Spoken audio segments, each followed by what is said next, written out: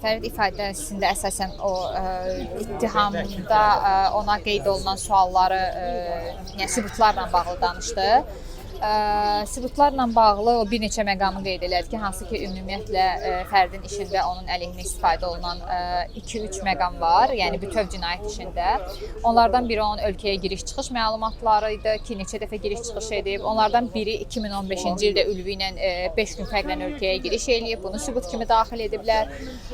Sonra deməli mütəşəkkil dəstə olmağa belə əsaslandırıblar ki, onların hamısının telefonunda siqnal proqramı var. Fərid də qeyd etdi ki, yəni hansısa bir proqramı telefona yükləmək, bu proqram nə abzas media üçün yaradılmayıb, nə də Azərbaycanda qadağan olunmayıb. Bunu telefona yükləmək necə bizi mütəşəkkil dəstə edir. Digər bir məsələ bizim maşınımıza həbs qoyulması ilə bağlı idi. Fərid onu da qeyd etdi ki, 5 ilə yaxın bankda işləyən və rəsmi əmək haqqısı cinayət işi materiallarında olan adama, hansı ki, həmin əmək haqqı nəinki 13.000 manatlıq maşın, daha çoxunu almağa imkan verirdi. Necə istintaq ittiham tərəfi iddia eləyir ki, mən bu maşını cinayət yolundan əldə olunmuş pulla almışam.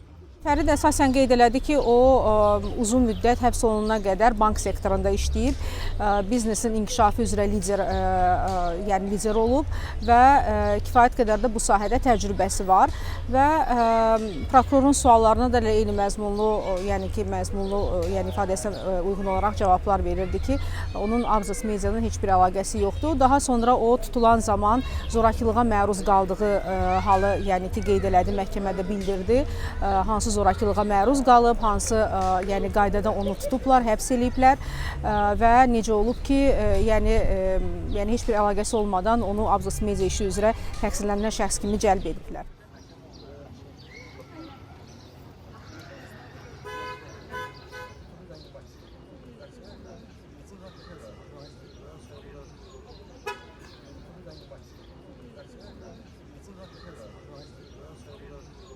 Ənvər Cəfərov adlı şahid idi.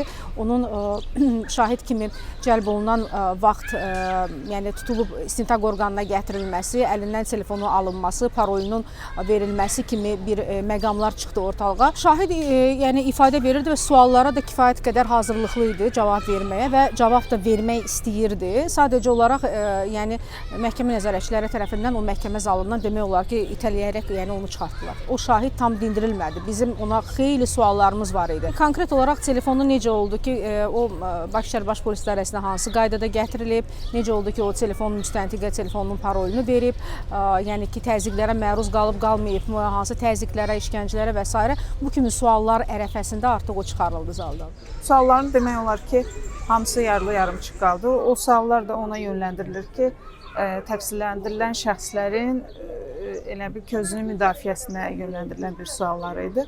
Yəni yarımçıq qaldı, biraz insident yarandı, səs-küy doğdu, hamı etiraz elədi əlbəttə ki. Şahidi ümumiyyətlə nəinki sualını verməyə hakim icazə vermədi, hətta məhkəmə zalından çıxartdı.